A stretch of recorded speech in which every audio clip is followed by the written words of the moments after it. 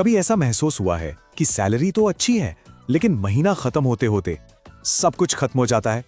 मतलब paycheck to paycheque जीने वाली फीलिंग? अगर हां, तो ये कहानी बिल्कुल आपके लिए है। आज हम इस सैलरी के जाल को तोड़ने और सही मायनों में फाइनेंशियल फ्रीडम पाने का रास्ता समझेंगे। तो देखिए, हम इसे स्टेप बाय स्टेप समझने वाले हैं। सबसे पहले देखेंगे कि ये सोने की हथकड़ियां आखिर हैं क्या। फिर इस जाल की 5 परतों को पहचानेंगे, एक बहुत ही दमदार कहानी सुनेंगे, एक सॉलिड 3 स्टेप का प्लान देखेंगे और आखिर में बात करेंगे कि असली आजादी असल में दिखती कैसी है। चलिए, तो पहले हिस्से से शुरू करते हैं। सोने की हथकड़ियां। सुनने में अजीब लगता है ना? ये वो सिचुएशन है जहां बाहर से तो सब कुछ परफेक्ट दिखता है, आप कामयाब हैं, लेकिन अंदर ही अंदर एक पिंजरे में फंसे होने का एहसास होता है। इस कहानी को समझने के लिए अभिषेक से मिलते हैं। अभिषेक की कहानी शायद बहुत से लोगों की कहानी है। बड़ा घर, अच्छी कार, इतनी सैलरी जितनी परिवार में किसी ने नहीं सोची थी।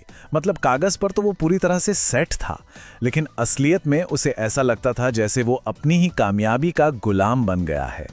और फिर एक दिन अभिषेक ने डॉक्टर बुक का एक वीडियो देखा और उसकी एक लाइन ने उसे अंदर तक हिलाकर रख दिया। लाइन थी, आप बस एक खराब महीने से एक बड़ी फाइनेंशियल तबाही की दूरी पर हैं। बस उसी पल उसे समझ आया कि उसकी ये शानदार जिंदगी कितनी कमजोर नींव पर खड़ी है, और यहीं से उसके बदलाव का सफर शुरू हुआ। तो ये जो जाल है, ये असल में है क्या? इसे समझने के लिए डॉक्टर बुक ने आराम के 5 लेवल का एक फ्रेमवर्क दिया। ये फ्रेमवर्क बताता है कि क्यों अच्छी खासी कमाई करने वाले लोग भी अक्सर फंसा हुआ महसूस करते हैं। ये हैं वो 5 लेवल्स, एक के बाद एक। ये वो सीढ़ियां हैं जो आराम के नाम पर हमें एक गहरे जाल में उतारती जाती हैं। चलिए एक एक करके इनको समझते हैं और देखते हैं कि अभिषेक की जिंदगी में ये कैसे फिट हो रहे थे। सबसे पहला और सबसे जरूरी लेवल, इनकम और वेल्थ का फर्क समझना। अभिषेक हर महीने 2 लाख रुपए कमा रहा था। ये एक बहुत अच्छा कैश फ्लो है, मतलब इनकम। लेकिन वेल्थ यानी धन वो है जो इस इनकम में से बचता है और फिर बढ़ता है, और अभिषेक के केस में बच कुछ खास नहीं रहा था। और यहीं से दूसरे लेवल की शुरुआत होती है, जिसे कहते हैं फ्रैगमेंटेशन ट्रैप। देखिए, अभिषेक के 2 लाख में से 1,70,000 रुपए तो पहले से ही कमिटेड थे। मतलब ईएमआई, किराया, बिल्स, पैसा अकाउंट में आने से पहले ही छोटे छोटे टुकड़ों में बंटकर लीक हो रहा था और पता ही नहीं चलता था कि गया कहां। तीसरा लेवल तो हम में से ज्यादातर लोग फेस करते हैं। जैसे जैसे अभिषेक की सैलरी बढ़ी, उसकी कार अपग्रेड हो गई, घर बड़ा हो गया, मतलब उसका खर्चा भी उसकी इनकम के साथ साथ बढ़ता चला गया। ये तो उस ट्रेडमिल पर दौड़ने जैसा है, जहां आप भाग तो बहुत तेज रहे हैं पर पहुंच कहीं नहीं रहे। और ये हमें चौथे लेवल पर ले आता है, सोने की हथकड़ियां। अब अभिषेक की कार, उसका घर, उसकी लाइफस्टाइल, ये उसकी कामयाबी की निशानी नहीं, बल्कि उसके पिंजरे की सलाखें बन चुकी थीं।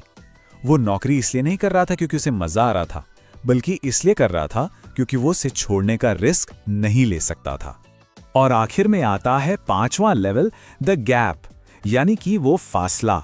अभिषेक की कमाई और खर्च के बीच सिर्फ 30,000 रुपए का ये छोटा सा गैप, यही उसकी आजादी की कमी का सबसे बड़ा सबूत था।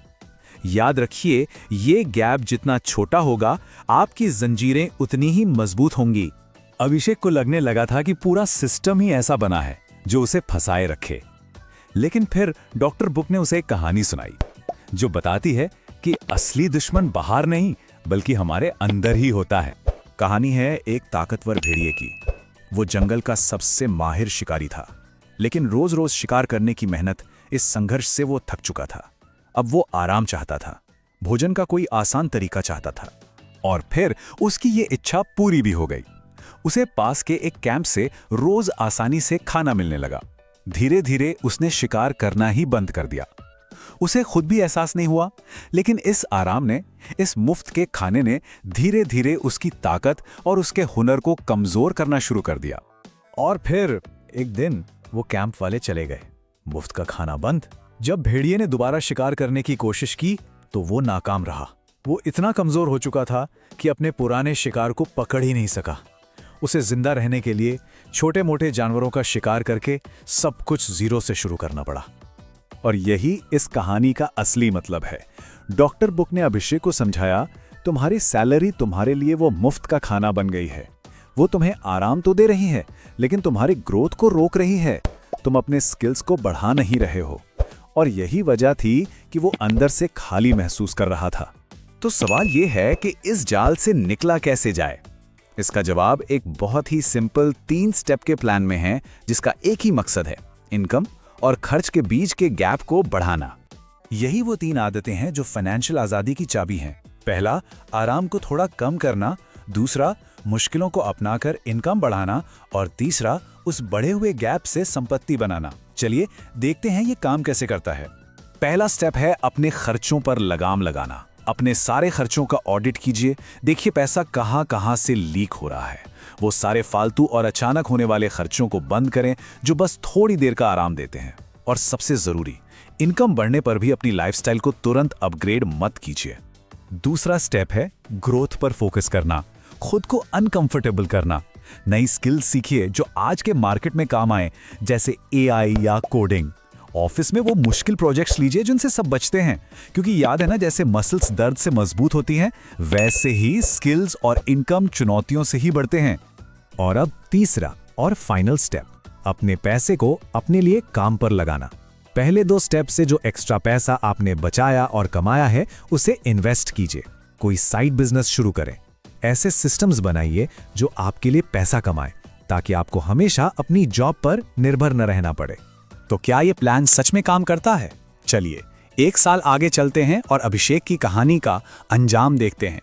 अभिषेक ने इस प्लान को पूरी ईमानदारी से फॉलो किया। उसने अपने आराम को घटाया, मुश्किलों को गले लगाया और नए स्किल सीखे। और नतीजा, 1 साल के अंदर ही उसकी इनकम डबल हो गई। उसने अपना साइड बिजनेस लॉन्च कर दिया और सबसे बड़ी बात, उसे अपने काम में फिर से वो पुराना जुनून और मजा आने लगा। आज अभिषेक को नौकरी पर इसलिए नहीं जाना पड़ता क्योंकि वो मजबूर है, बल्कि इसलिए क्योंकि वो वहां भी ग्रो कर रहा है। तो अब सवाल ये है कि हमारी जिंदगी में वो कौन सा एक कंफर्ट है, वो कौन सा एक आराम है जिसे अगर छोड़ दिया जाए तो हमें सबसे ज्यादा आजादी मिलेगी। इस पर सोचिएगा जरूर।